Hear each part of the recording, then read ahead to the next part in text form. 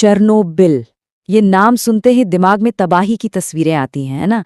लेकिन आज उसी जहरीली जमीन पर एक, कह सकते हैं, एक बिल्कुल अजीब सी दुनिया बस गई है और ये दुनिया वैज्ञानिकों को हैरान कर रही है। तो चलिए आज पता लगाते हैं प्रकृति की इस अनोखी म्यूटेटेड लैब के रहस्यों के बारे में। तो चलिए, हम चेरनोबिल एक्सक्लूजन जोन में हैं। पहली नजर में आपको लगेगा कि ये तो किसी भी आम जंगल जैसा है, पर यहाँ कुछ है जो बिल्कुल भी नॉर्मल नहीं है। यहाँ का, आप कह सकते हैं, हर एक कोना एक अजीब कहानी सुना रहा है। पेड़ों की बनावट, हवा की जो एक अजीब सी खामोशी है, सब कुछ चीख चीख कर कह रहा है कि ये कोई आम जंगल नहीं है। ये एक बहुत बड़े हादसे की निशानी है।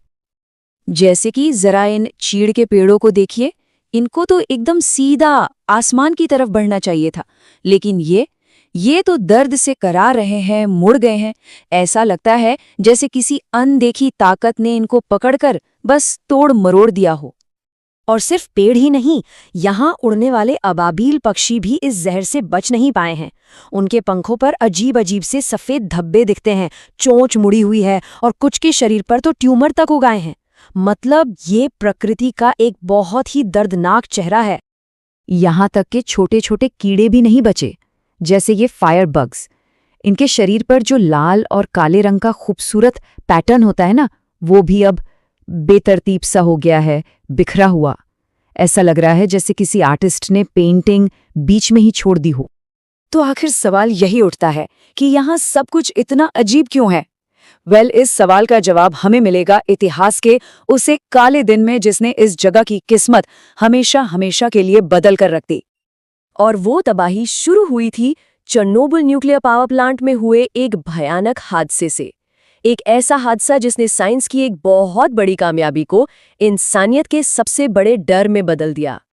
बात है अप्रैल 1986 की। एक जोरदार धमाके ने रिएक्टर नंबर 4 को उड़ा दिया और हवा में मौत का जहर घोल दिया। कुछ ही घंटों के अंदर आसपास के हिरण तड़प तड़प कर मरने लगे और इंसानों को, उन्हें अपने पालतू जानवरों को हमेशा के लिए पीछे छोड़ने पर मजबूर कर दिया गया। धमाके के सिर्फ कुछ ही हफ्तों बाद मीलों तक फैला हुआ वो हरा भरा चीड़ का जंगल, उसका रंग खून जैसा लाल हो गया और सारे के सारे पेड़ मर गए। और तभी से इस जगह को एक भयानक नाम मिला, द रेड फॉरेस्ट या लाल जंगल। अब दशकों बीत चुके हैं, लेकिन उस जहरीली हवा की जो विरासत है वो आज भी यहाँ के जानवरों के डीएनए में बस चुकी है और ये उनकी हर पीढ़ी में साफ साफ नजर आती है। टिमोथी मूसो एक बायोलॉजिस्ट हैं जिन्होंने यहाँ दशकों तक रिसर्च की है। वो बताते हैं कि रेडिएशन के असर का सबसे पहला संकेत जो दिखता है वो है जानवरों की आंखों में मोतियाबिंद का बनना। इससे उनकी पूरी दुनिया ही धुंधली पड़ जाती है। अब ये सारा का सारा डैमेज होता कहाँ है? ये होता है हमारे शरीर के सबसे छोटे लेवल पर, यानी कि डीएनए पर। आप ऐसा सोचिए कि डीएनए हमारे शरीर का ब्लूप्रिंट है, एक किताब है, और रेडिएशन वो इस किताब के पन्नों को ही फाड़ देता है। और जब हमारा शरीर इस फटे हुए डीएनए की रिपेयरिंग ठीक से नहीं कर पाता ना, तो उसे ही कहते हैं म्यूटेशन। और यही म्यूटेशन वजह है उन मुड़ी हुई चोंचों की, उन टेढ़े मेढ़े पेड़ों की, जो सब हम चेरनोबिल में देख रहे हैं। लेकिन कहानी में एक बहुत ही इंटरेस्टिंग ट्विस्ट है। साइंटिस्ट्स अब एक बड़े सवाल से जूझ रहे हैं। क्या ये जानवर सिर्फ तकलीफ झेल रहे हैं या फिर वो इस जहर के साथ जीना भी सीख रहे हैं? और ये आज साइंस की सबसे बड़ी डिबेट्स में से एक है। क्या ये सिर्फ डैमेज है या हम अपनी आंखों के सामने इवोल्यूशन को बहुत तेजी से होता हुआ देख रहे हैं? क्या प्रकृति इस तबाही का कोई जवाब ढूंढ रही है? अब देखिए, एडेप्टेशन के कुछ हैरान करने वाले सबूत भी मिले हैं। जैसे यहाँ के मेढकों का रंग डार्क हो गया है, शायद इसलिए कि ये डार्क कलर उन्हें रेडिएशन से बचाता है, बिल्कुल जैसे हमारे लिए सनस्क्रीन काम करती है। कुछ फंगस तो ऐसे हैं जो रिएक्टर के अंदर रेडिएशन को ही खाकर जिंदा है, उसे अपनी एनर्जी बना रहे हैं।